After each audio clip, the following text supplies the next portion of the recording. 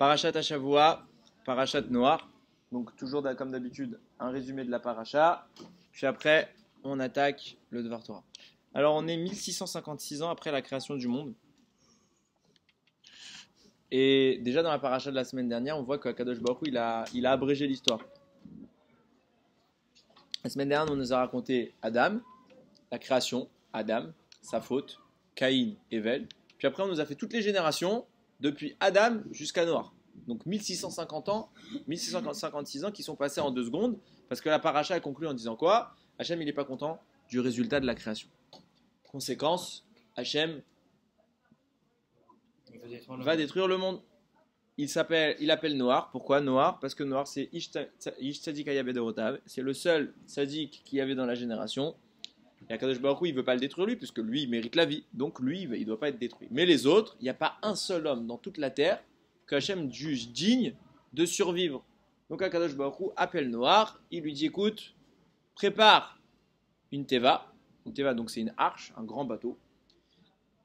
Hachem lui donne la taille de la teva, etc. Et il lui dit, je vais détruire le monde. Je vais envoyer le Maboul. C'est quoi le Maboul? Immersion du monde par l'eau. Noach se met au travail. Comment?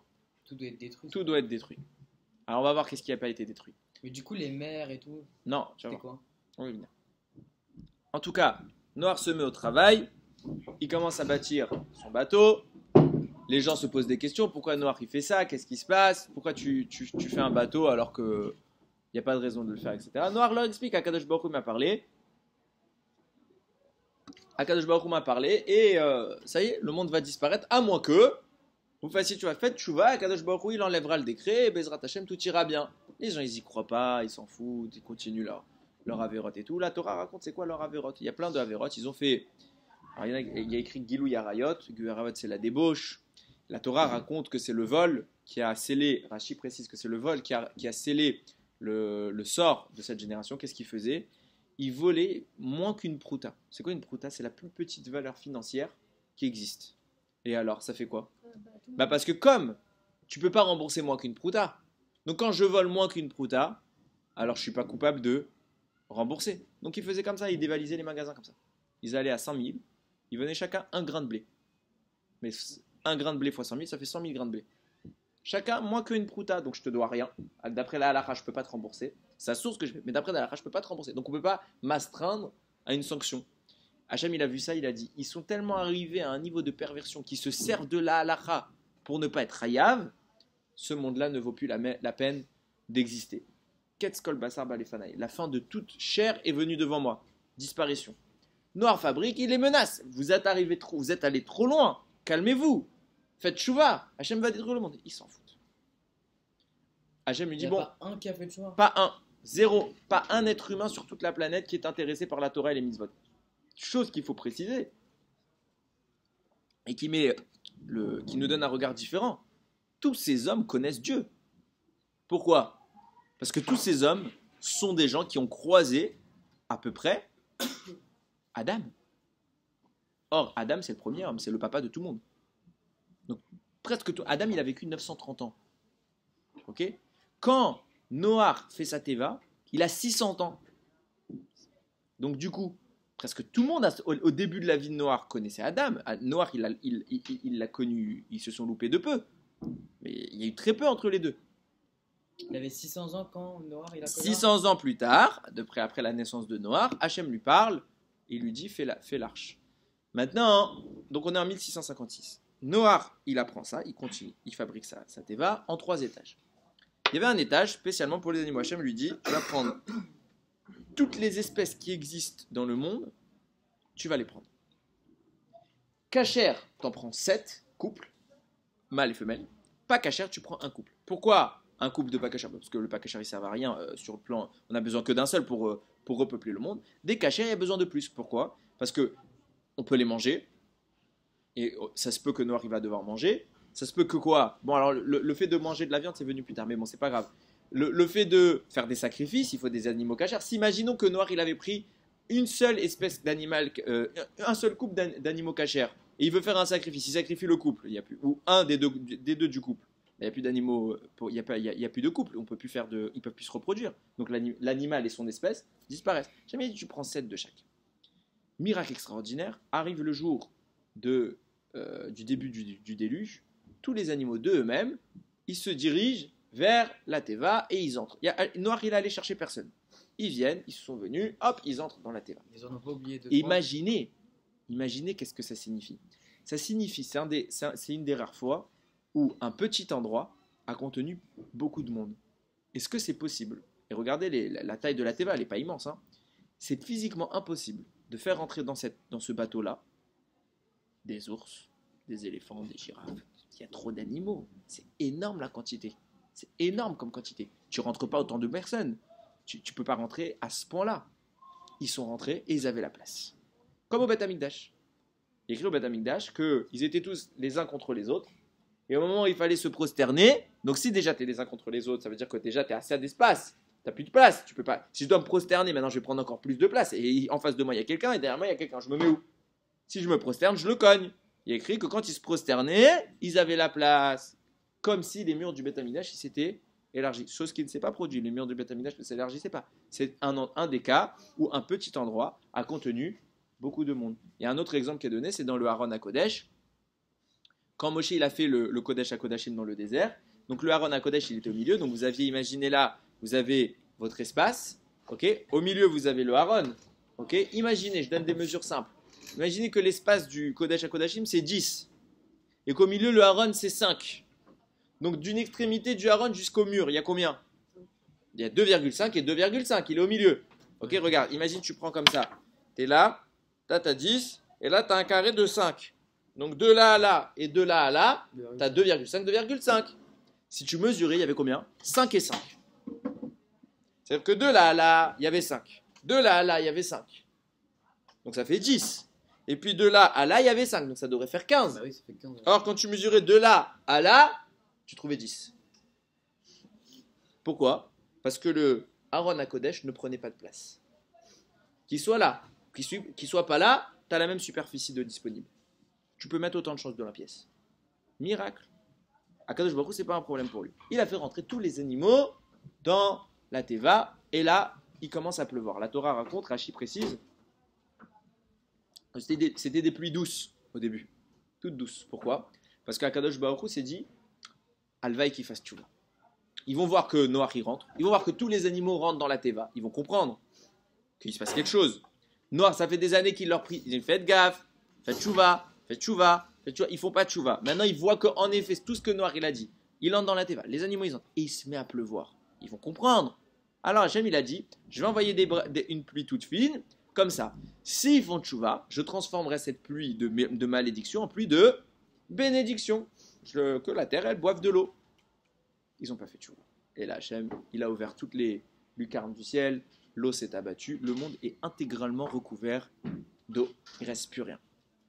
Seul Noach, ses 3 fils, et chacun avec leur femme, ce qui fait 8 personnes, survit dans la Teva. Qui ça? Il était mort depuis longtemps. Adam est mort en l'an 930. Ok? Non, mais si, là c'est une chronologie. Adam, il est mort en 930. Là, on est en 1656. Et le bateau, il a pas coulé. Non, miracle, Hachem. C'est un problème pour Hachem. Aucun problème.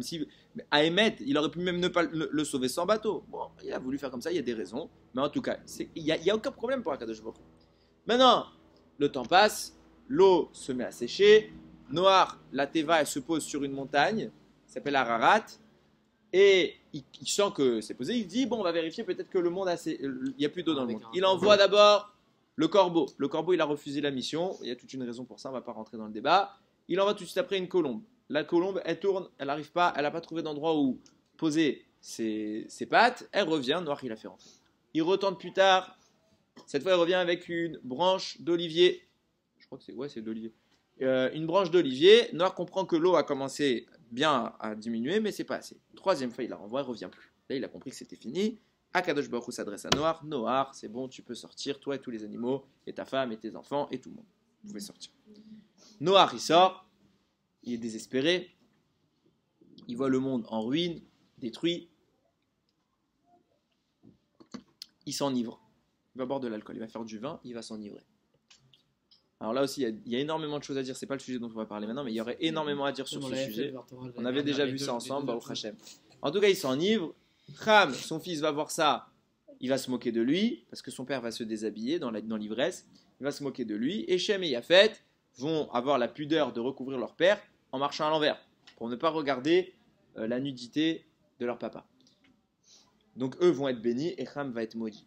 Le temps passe, le monde commence à se repeupler. Apparaît un homme qui commence à fédérer toutes les nations, parce qu'il est très fort, et c'est Nimrod.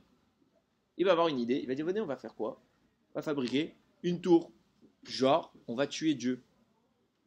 Alors, c'est ce que ça signifie dans sa tête, etc. C'est pas quelqu'un qui ignorait la connaissance de ce que c'est Akadosh Baruch Hu, puisqu'ils connaissent tous Noah. Donc qu'est-ce qu'il avait en tête? C'est tout un sujet. Mais en tout cas, ils vont commencer à tous s'unir. Toutes les nations du monde vont s'unir, tous les peuples en un seul endroit, et ils vont commencer à construire la tour de Babel. Hachem intervient, vous connaissez tous l'histoire, il change toutes les langues, ils ne se comprennent plus entre eux, et ils n'arrivent plus à construire, ils se dispersent. Et après, la paracha nous raconte toutes les générations qui ont suivi. Moi, je voulais m'arrêter sur un petit détail que je n'ai pas mentionné dans l'introduction. Le moment où Noah sort, il y a écrit qu'il va faire un sacrifice à Kadosh Baruch Hu. Hachem, il va aimer l'odeur du sacrifice, il va constater la destruction du monde. Alors je précise, je ne l'ai pas dit tout à l'heure, les poissons n'ont pas eu de problème, puisque les poissons vivent dans l'eau. Ça va être un kiff même. Pas au fond. Pas au fond. Si tu vas au fond des océans, il n'y avait pas d'eau. C'est ce que j'ai lu dans les Mefarshim. Donc je vous disais, Noah fait son sacrifice. Hachem il dit, j'ai constaté que l'homme, il était faible. J'ai constaté que l'homme, il était mauvais. Et mon but à moi, Hachem, c'est pas de créer un monde pour le détruire. Hachem, il n'a pas créé l'univers pour le détruire toutes les 5 minutes. Donc il jure, il promet, plus jamais il y aura de Maboul. Plus jamais, jamais, jamais. Qu'est-ce qu'il dit? Il va placer un signe. Vous connaissez tous. Le signe, c'est quoi? L'arc-en-ciel. Il va dire, je place maintenant le signe d'alliance que je fais avec Noah, comme quoi je promets de plus jamais détruire le monde, et je mets l'arc-en-ciel en souvenir. Maintenant, moi, j'ai pas compris. J'arrive pas à comprendre quelle est la démarche d'Akadosh Baruch Hu. Alors, on ne comprend pas souvent la démarche d'Akadosh Baruch Hu, mais au moins un petit peu quand la Torah nous raconte des choses, il faut qu'on essaie de comprendre qu'est-ce qui se passe ici. Comment se fait-il? Est-ce qu'on peut être sûr? Bon, Hachem, il connaît le futur, mais il n'a pas dit je dévoile que. Il a dit j'affirme que je détruirai plus le monde quoi qu'il arrive, quel que soit le résultat. Est-ce qu'on peut être sûr de ne jamais fauter? Non. Donc peut-être qu'arrivera un jour, on fera autant Chas v'Shalom de fautes que la génération du Maboul. Ok? Et du coup quoi? Hachem devrait détruire le monde. Et Hachem il vient, il dit, je promets que je détruirai pas le monde. Ça veut dire en clair, il est gentil, il nous fait une tova. Il est Rahman, il va nous pardonner, il va supporter nos avérotes. Mais c'est pas juste. Pourquoi c'est pas juste? Parce que si tu supportes les nôtres, pourquoi t'as pas supporté les leurs? Au lieu de dire je ne vais plus détruire, parce que je vais leur pardonner, fallait dire je ne détruis pas parce que je leur ai déjà pardonné. C'est pas juste que pour nous, post-Maboul, on ait cette faveur, et que les générations qui sont avant, elles n'ont pas cette faveur. Deuxième question. J'ai une question. 2 minutes. Je pose ma question, après j'écoute la tienne. 2 minutes, je viens de te dire. Je pose cette question parce qu'après je vais perdre le fil. Hachem, il met un signe dans le ciel. C'est quoi l'arc-en-ciel? C'est quoi ce signe? Déjà, est-ce que l'arc-en-ciel, il est apparu au moment du Maboul? Ça veut dire quoi? Avant ça n'existait pas l'arc-en-ciel? Faux. Il y a écrit dans le Pirkei Avot que une des choses qu'Akadosh Baruch Hu il a créé avant Shabbat, donc avant le Shabbat de Bereshit, une des 10 choses, c'est l'arc-en-ciel. Donc l'arc-en-ciel existe depuis la création du monde. Et Hachem dit, je crée quelque chose, je mets un signe, c'est l'arc-en-ciel. Mais qu'est-ce qu'il y a de nouveau? Et à quoi il sert? Pourquoi? Parce que maintenant il y a un arc-en-ciel, alors ça y est, ça signifie que tu détruis plus le monde. En quoi la présence de l'arc-en-ciel est une preuve qu'Hachem ne va pas détruire le monde? Quel rapport? Quoi, l'arc-en-ciel c'est quoi? C'est cette couleur dans le ciel, super, et ça fait un demi-cercle. Oui, j'écoute ta question. Au moment de Matataro, ils ont fauté. Quand il a voulu dire je vais détruire tout le monde et je vais faire un nouveau peuple à partir de Moshe. Bah là, il voulait détruire tout le monde et c'est Moshe qui l'a dissuadé. Et c'est ce qu'on a repris Kol HaKavod, très belle remarque qui est reprise par beaucoup de commentaires. Il dit la grande différence c'est que justement Moshe il a prié pour le peuple, il a dit je ne veux pas que tu détruises le monde, tu le maintiens. Et Noir il n'a pas prié, on l'a critiqué Noir. Et c'est pour ça qu'il a écrit d'ailleurs Mechenina Mesifrecha, Mecheni, efface-moi de ton sefer. Mecheni, si tu prends les lettres, ça fait Me Noir, les os de Noir. Akadosh Baruch Hu il a mis Moshe dans la même situation que Noir quand Hachem il a dit qu'il allait détruire le monde. Et Moshe il a dit moi je ne ferai pas comme Noach, je ne prierai pas. Mechenina, efface-moi, je fais l'inverse de ce qu'il a fait Noach, tu m'effaces de lui, il l'a sauvé. C'est tout un sujet, Kol HaKavod. On reprend. Donc c'est quoi toutes ces questions? Alors pour arriver à répondre à ça, il faut voir le sujet dans un aspect plus global. Vous allez voir que Rashi va faire des commentaires qu'on a a priori du mal à comprendre. Je vous pose une question. À part l'homme, existe-t-il une espèce qui a le libre arbitre? C'était pas le serpent avant? Non. Alors le serpent c'est spécial. Il parlait. Avant, il parlait. Bon, Marc Loquet. Mais est-ce qu'il y a un être sur Terre qui peut faire d'Averot? Zéro. À part Dieu qui fait ce qu'il veut. Mais même les malachim ne peuvent pas déborder d'un iota de la parole d'Hachem. C'est comme des robots. Le seul qui a le pouvoir de dire je fais autre chose que la volonté d'Hachem, c'est nous. Et pourtant, Rashi va faire un commentaire. Il va dire même les animaux, ils ont fait des avérotes. C'est quoi l'avérote? Un lion, ça se marie avec quoi? Avec une lionne. Eh bien, il se marie avec une tigresse. Les animaux se sont mélangés entre eux. C'est possible que la débauche, elle atteigne le monde animal. C'est pas possible. Pourquoi? Parce que l'animal n'a pas de libre arbitre. L'animal ne peut pas faire de mal. C'est pas possible. Alors qu'est-ce qu'il nous dit Rashi? C'est pas Rashi, c'est Chazal. Avant lui.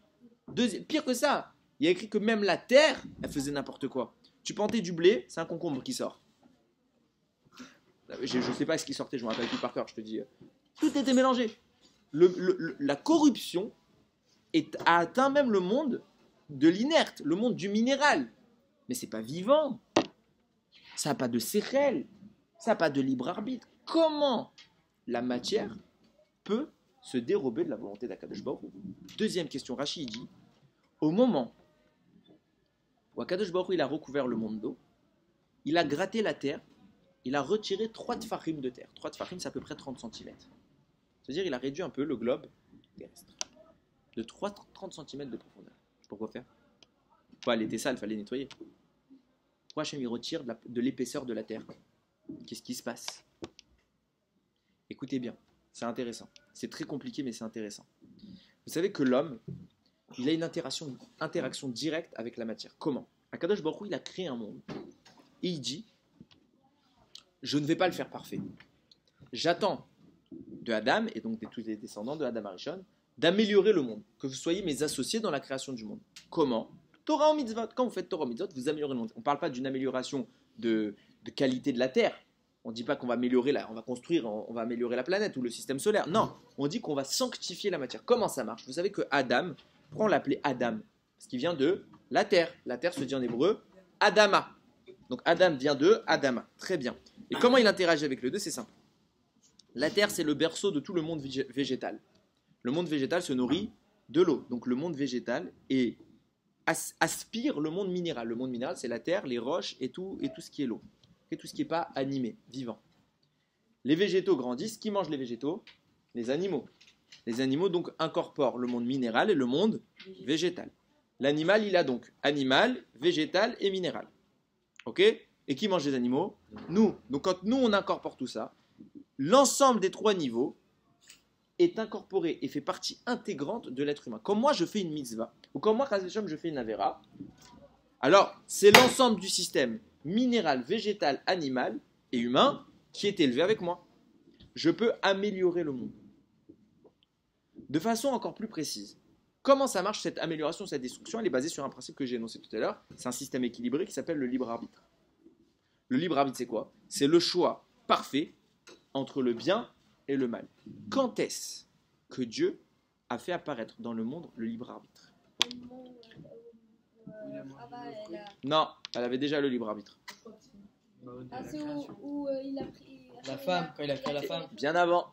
Écoutez ce qu'il dit, le Sfat Emet, il dit un pirouche extraordinaire. Un pirouche extraordinaire, j'ai kiffé. Il dit comme ça. Au début, on avait déjà parlé de ça un peu avant Sukkot. On est au premier jour, Dieu crée la lumière. Dans le premier jour, Dieu, il a fait apparaître l'unité. L'unité, c'est lui. Donc Dieu, il est présent, il n'y a rien qui est remis en cause. Apparition du deuxième jour, qu'est-ce qu'il fait le deuxième jour? Dieu sépare les eaux d'en haut des eaux d'en bas. Ça signifie que, à la base, dans l'expression que la Torah décrit, le monde est recouvert d'eau. Preuve en est, il y a écrit Veruach Elokim Merachefet Alpenamaim. Avant la création, le souffle de Dieu planait à la surface des eaux. Donc, il y a de l'eau partout dans le monde. Et au deuxième jour, Dieu sépare les eaux d'en haut des eaux d'en bas. Très bien. Ce jour-là, Dieu n'a pas dit, dans Bereshit, Vayar Elokim Kitov. Dieu, il a vu que c'était bien. C'est le seul jour où il n'a pas écrit que c'était bien. Pourquoi? Parce que le travail n'est pas terminé. Quand est-ce qu'il va se terminer le travail? Il se terminer le troisième jour, pardon. Et là, Dieu va dire deux fois, va être Kitov, 2 fois c'est bien. Pour le deuxième et pour le troisième. Qu'est-ce qui se passe le troisième jour? Les eaux qui se sont séparées, Akadosh Baruch Hu dit, rassemblez-vous dans un seul endroit et qu'apparaisse la terre. Et là, Dieu va dire Elohim Kitov. Dieu, il a vu que c'était bien. Qu'est-ce qui se passe? Il dit le Sfat Emet. On ne parle pas ici. Évidemment que quand la Torah elle parle, elle ne vient pas nous faire une description stupide de comment ça s'est passé dans le monde. Preuve en est, quand la Torah te dit le premier jour il a créé la lumière, tous les Chazal te disent on ne parle pas de la lumière que tu connais aujourd'hui. C'est aucun rapport. Parce que la lumière que tu connais aujourd'hui, elle a été créée le 4e jour, lorsque Dieu il a créé le soleil. Jusque-là, il n'y avait pas de soleil. Donc la lumière que tu connais, nous on voit grâce à quoi? La lumière du soleil. Donc quand on te parle de la lumière de Bereshit, du premier jour, on parle d'une lumière spirituelle, ce qu'on appelle Oraganouz. Donc on ne parle pas de choses matérielles. La Torah n'est pas venue pour te faire une description basique. On sait très bien que c'était beaucoup plus complexe que ça, l'apparition de l'univers. Ça devait être quelque chose d'extraordinaire. Mais ce n'est pas en quelques psukim qu'on va comprendre que la description qu'on te fait ici, elle va être détaillée. Ce que la Torah vient te prendre, elle va t'apprendre des choses qui te concernent toi. C'est quoi? Je vous ai expliqué. En Maïm et la Torah. À chaque fois que dans la Torah, il y a écrit le mot Maïm, c'est une allusion à quoi? À la connaissance d'Hachem, à la Torah. Donc quand on te dit au deuxième jour, l'univers est rempli d'eau, ça signifie quoi? L'univers est rempli de la connaissance d'Akadosh Baruch Hu. Il n'y a que Hachem. C'est ça qui est écrit au début. Au-dessus, Bereshit bara Elokim a écrit Veruah Elokim Merachefet Alpenamim, et le souffle de Dieu planait à la surface des eaux. Ça veut dire quoi le souffle de Dieu planait à la surface des eaux? Puisqu'il n'y a que de l'eau. Symbole de quoi? De la Torah. Donc il n'y a que la connaissance d'Akadosh Baruch Hu. Donc le souffle d'Hachem, il plane partout dans l'univers. Tout le monde, toute la connaissance est imprégnée jusque dans sa substance de l'existence d'Akadosh Baruch Hu. L'eau représente la connaissance d'Hachem. Ça signifie donc que quoi? La terre, quand l'eau s'écarte et fait place à la terre représente quoi? L'inverse de la connaissance d'Hachem. La terre représente le mensonge. À ce moment-là, lorsque la terre apparaît, Dieu crée le libre arbitre. Pourquoi? Parce que la terre est ce qui repousse l'eau. Donc ce qui repousse la Torah, c'est quoi? C'est le mensonge. Puisque d'un côté maintenant tu as la Torah, et puis d'un autre côté tu as le mensonge, il y a libre arbitre. Dorénavant, il y a libre arbitre. C'est pour ça que la création du deuxième jour se termine que le troisième jour. Parce qu'au deuxième jour, Dieu il a créé même le Satan.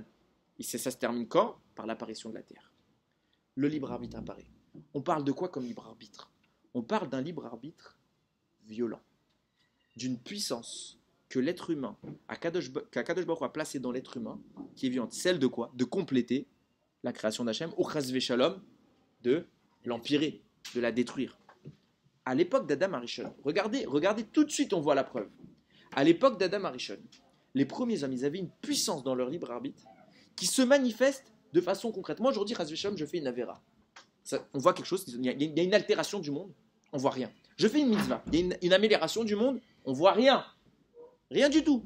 Peut-être dans des milliers d'années, si tout le monde fait des petites mitzvahs, on va cumuler un gros truc qui se passera. Mais moi, si je fais à titre individuel quelque chose, rien on voit. Adam, il fait une avéra, il dénature son existence. Il était immortel, il devient mortel. Déjà, il y a un changement radical.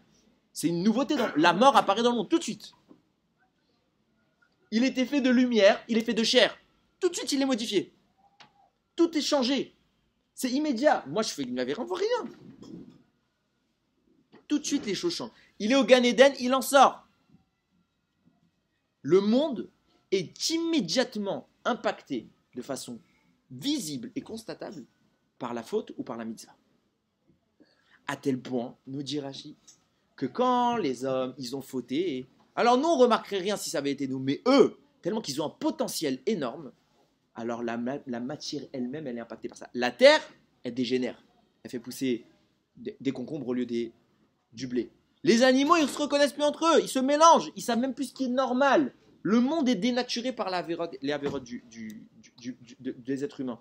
Il se passe que quoi? Akadosh Baruch Hu, il arrive à un monde tellement dénaturé qui ne ressemble pas à sa création, il le recouvre d'eau. Ça signifie quoi l'eau? J'ai dit que quand il y avait à la base, on retourne à quel jour de la création? Au deuxième jour.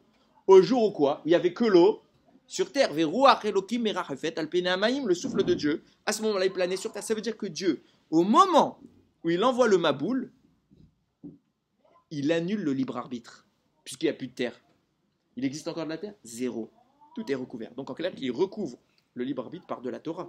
Il inonde le monde. Il inonde de la connaissance d'Hachem. Le monde revient à son état initial. Il n'y a plus de libre arbitre. Et à ce moment-là, il se passe quoi? Akadosh Baruch Hu gratte 30 cm, 3 tfachim de profondeur de la terre. Ça veut signifier qu'il a fait quoi? Il a diminué l'expression de la terre. Or, l'expression de la terre, j'ai dit que c'était l'expression du libre arbitre. Hachem atténue le libre arbitre de l'homme. L'homme n'est plus aussi puissant qu'avant. Conséquence, Akadosh Baruch Hu, après la destruction du monde, il dit quoi? Il n'y aura plus jamais le Maboul. Plus jamais. Je ne le dis pas parce que je suis subitement plus gentil. Je ne le dis pas parce que je sais que l'homme, il va comprendre la leçon. Aucun rapport. Hachem affirme qu'il n'y aura plus de Maboul. Pourquoi? Parce qu'on ne peut plus arriver à un tel niveau de destruction. On n'a plus autant de force qu'avant, en mal. On n'a plus autant de libre arbitre. On ne peut plus aller aussi loin dans le mal. Hachem a restreint notre potentiel.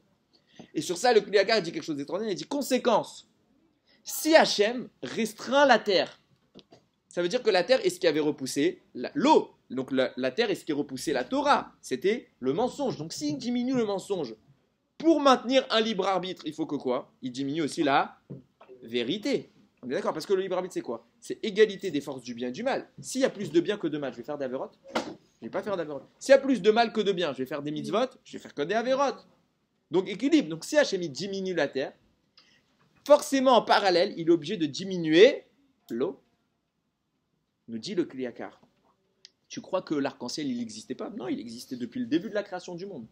Seulement, l'eau était dans un état qui était complètement différent. Qu'est-ce que c'est qu'un arc-en-ciel? C'est un rayon lumineux blanc, un rayon du soleil, qui lorsqu'il arrive dans quelque chose de très humide, dans une certaine expression de l'eau, il se diffracte. Ça veut dire, c'est comme si je vous donnais une image, c'est comme si tu prenais, imagine un tuyau blanc, et tu l'étires, et quand tu l'étires, tu vois quoi? Les 7 couleurs de l'arc-en-ciel. C'est ça qui se passe. Quand il arrive dans l'eau, il se sépare. Mais il ne peut pas le faire à n'importe quelle configuration de l'eau. Si maintenant je prends une lumière blanche et je la mets dans la mer, ça va faire des rayons du soleil? Non. Pourquoi? Parce que c'est trop compact. Il faut que ce soit une certaine configuration, une certaine expression de la matière. Nous dit le Kli Yakar. Forcément, si Akadosh Baruch Hu, il a supprimé de la matière, alors il a supprimé de l'eau pour respecter le libre arbitre. Avant Bereshit, avant le Maboul, l'eau était beaucoup plus concentrée qu'après le Maboul.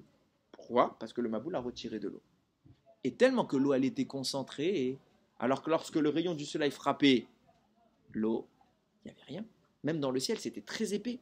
Il n'y avait pas de diffraction, il n'y avait pas de séparation des lumières. Mais maintenant que l'eau est beaucoup plus fine, beaucoup plus vaporeuse, alors quand le rayon du soleil traverse l'humidité du ciel après la pluie, il peut se séparer. Le Kli Yakar, il dit, c'est pas que l'arc-en-ciel est un souvenir pour Akadosh Baruch Hu. L'arc-en-ciel est une conséquence de la baisse des eaux dans le monde.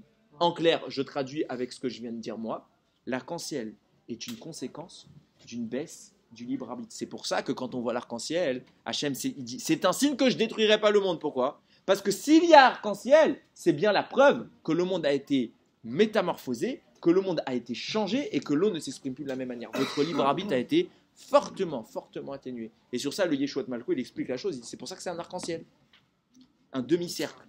Pourquoi? Parce que le cercle complet signifie la notion de la perfection, d'être complet, shalem. Là, Kadosh Baruch Hu, il disait, votre libre arbitre, il était complet, maintenant je le divise par 2. Il a enlevé la moitié, il ne reste plus, c'est ce que j'ai expliqué, les couleurs. Il ne reste plus que le demi-cercle. Et on comprend une notion très intéressante. On se pose souvent la question de se dire, mais attendez, on nous dit tout le temps que quand on va faire le tikkun de la faute d'Adam Arishon, quand on va réparer la faute d'Adam Arishon, alors ça y est, Mashiach, il arrive. Mashiach arrive, super. Mais pourquoi ça met autant de temps à faire ce tikkun? Depuis le temps, on n'est pas parvenu à le faire. Mais en fait, c'est très simple. On comprend de façon très cohérente. Adam Arishon, lorsqu'il faute, il a un libre arbitre violent, puissant, beaucoup plus puissant que le nôtre. Et donc l'impact de son libre arbitre, il est beaucoup plus grand que l'impact de notre libre arbitre. Donc quand Adam il fait une mitzvah, ça fait ça. Quand il fait une avera, ça fait ça. Mais quand nous, on fait la même chose, ça fait ça. Conséquence. Quand Adam il a fait sa faute, il a fait ça. Maintenant, nous, on fait une avéra, on veut réparer sa faute, pardon, on fait des mitzvot. On répare à quelle vitesse? On répare d'un coup comme ça? Petit peu par petit peu. Et ça fait 5000 ans qu'on fait petit peu. Mais même petit peu, en clair, c'est ça qui est violent. Tellement qu'Hachem, il a été déçu de l'homme et qu'il ne veut pas, Hachem, arriver à redétruire le monde. Il a atténué le libre arbitre de l'homme au point d'avoir la certitude que plus jamais nos avérotes pourraient arriver au niveau de la génération du Maboul. Donc forcément, on est à des années-lumière en termes de puissance. Ce qui explique pourquoi, quand ils font une avéra, alors le monde est tout de suite dénaturé. En très peu de temps, la nature change, les animaux se mélangent, Adam il devient humain, la terre elle fait n'importe quoi. Moi je fais une mise au, je fais une avéra, on voit rien.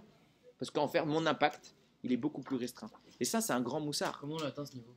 Alors, ça il y a quelqu'un qui peut décider quand il va changer le libre arbitre. Oui, a priori, il ne va pas le changer après, peut-être à Mashiach. Les choses vont s'améliorer, encore il n'y aura même plus de libre arbitre. Mais a priori, Hachem nous a changé la configuration. En clair, Hachem nous a donné un coup de pouce. Certes, c'est plus long. Certes, on ne peut pas améliorer aussi vite. Mais au moins, Hachem, il nous dit, au moins, vous ne pouvez pas faire trop de dégâts. Hachem, il l'a prise, il l'a enlevée, il l'a détruite. Il n'y a plus. Pourquoi? Mais c'est un cadeau, entre guillemets, qu'Akadosh Baruch Hu nous a fait. Il a dit, certes, vous aviez un potentiel grand, mais le jeu, il est trop dur pour vous. Alors, qu'est-ce qu'Hachem, il a dit? Il va atténuer les règles. Il va nous aider un petit peu pour que, justement, on puisse, nous, ne pas aller trop loin dans la bêtise. Et nous laisser le temps, surtout, de se rattraper. Parce qu'à l'époque, tu fais une avéra, tellement que c'est violent, il faut vite rattraper, parce que la conséquence, elle est immédiate. Aujourd'hui, tu fais une avéra, c'est pas si violent que ça, par rapport à avant. Donc ça te laisse beaucoup plus de temps pour te rattraper. Hachem, en clair, il a fait preuve de miséricorde avec l'homme, en disant, je lui laisse un système plus abordable. C'est dire combien on est faible. Et c'est ça le signe de l'arc-en-ciel. Quand tu vois l'arc-en-ciel, Hachem, il te dit, mais je comprends pas. Je vous ai aidé. Je vous ai enlevé de la difficulté, malgré tout, vous fautez. Et là, tu vois l'arc-en-ciel. Non pas que Hachem, Mehmet, il aurait détruit le monde, parce qu'il a dit qu'il ne le fera plus. Et en effet, on ne peut pas arriver à ce niveau-là. Donc même ce qui est l'arc-en-ciel ou pas, il ne détruira pas le monde. Mais comment on peut arriver à fauter alors que nous, Hachem, il nous a aidés? Et ça, c'est un yesod important, parce qu'on en oublie un peu des fois que quand on fait une avéra, on se dit, finalement, c'était trop difficile. On fait toujours exprès. Enfin, il y a des fois, on fait peut-être pas exprès. Mais on oublie Hachem sur le moment. Bon, on est conscient de ce qu'on fait quand on fait une vraie avéra. Mais maintenant, on se dit, ouais, c'est trop difficile. Mais en fait, imagine un petit peu ce que ça devait être à leur époque. C'est pas difficile. C'est ça qu'Hachem dit. C'est pas si difficile. Oui, on est faible. Oui, on est des hommes. Oui, on fait d'avérotes. Mais vous pouvez. Hachem, il nous a dit. Vous voyez comment Hachem, il nous aide pour ne pas faire d'avérotes. Ça veut dire qu'il y tient. Il tient absolument à ce qu'on n'en fasse pas. Et nous, on en fait. C'est pas l'attitude qu'Akadosh Baruch Hu, il nous met l'arc-en-ciel. Rappelez-vous, j'ai tout fait pour vous aider. Faites quand même un effort. Oubliez pas que ce que j'ai fait pour vous. Oubliez pas que je vous aide. Tous les matins, on dit Modéani. Modéani que quoi? Tu m'as rendu ma neshama. Comme si Hachem, il n'allait pas nous la rendre. Bah oui, Hachem, il n'allait pas nous rendre. On mérite peut-être pas qu'il nous la rende. Donc on est modé. Merci. Pourquoi on mériterait peut-être pas? Parce qu'on est des moins que rien. Regarde toute la vérote qu'on fait. On est capable de faire dans une journée. Alors que Hachem, il nous a à ce point-là diminué notre Yetzirah qu'on n'a plus rien à voir avec les générations d'avant. Et avec ça, on fait des avérotes. Et on a tant de mal à faire une mitzvot. Quand je vois la tfila, je vois des fois des garçons, ils sont en train de rêver, ils préfèrent rigoler. Mais c'est si dur de faire cette tfila. Est-ce que c'est si dur? Ah, t'es fatigué. Quand t'es fatigué, je vais t'expliquer pourquoi t'es fatigué. C'est parce que tu t'es couché trop tard le soir. Ne me dis pas l'inverse. Si tu sais que te coucher à minuit et à t'arriver à l'heure à la tfila, c'est difficile, alors tu retranches une heure, tu te coucheras à 11h et tu verras que tu seras moins fatigué. Ah, mais je suis pas fatigué à cette heure-ci. Mais ça, c'est parce que tu n'as pas l'habitude. Force-toi. Moi, maintenant, je dois me lever plus tôt qu'avant pour la tfila. Au début, j'étais fatigué, donc j'ai fait quoi? J'avais du mal. Je dors plus tôt. Ah, mais j'étais pas fatigué alors où je me couche maintenant? Avant, j'étais pas fatigué. Ben maintenant, je le suis. Pourquoi? Parce que ton corps, il s'habitue. Et pourquoi il s'habitue? Pourquoi Hachem, il t'aide? Parce que tu veux faire le bien. Alors oui, tu peux. Faut comprendre. La tfila, c'est important. Mais je parle de la tfila, je vous dis un cycle d'exemple parce que j'ai vu ce matin. Mais en général, de façon, sur toutes les mitzvot, faire des efforts. On est au lendemain de la période la plus intense du calendrier juif. On vient de passer Yamim Noraim. On vient de passer Sukkot. Des jours de Yom Tov, tout le temps on en a eu. On s'est rapproché d'Akadosh Baruch Hu. Il faut profiter, on a baigné dans l'essence d'Akadosh Baruch Hu, dans la Gdusha. On arrive au lendemain, on va tout perdre déjà. Normalement, à la fin de l'année, déjà, on est essoufflé, mais pas au début. On doit faire cet effort. Et quand on fera cet effort, Akadosh Baruch Hu nous aidera. Alors, Yiratzon qu'Akadosh Baruch Hu nous aide et que toujours on fasse cet effort quotidien. Mais c'est un travail de tous les jours. Un petit peu, une petite mitzvah, un petit effort. Et ça devient une seconde nature. Et à la fin, nous aussi, on sera des grands. Et Bezrat Kadosh Baruch Hu, il vous bénisse, il nous bénisse, il nous donne toujours la bracha, la tzlacha, et toujours dans le chemin de la Torah des mitzvot. Baruch Adonai l'olam. Amen ve amen.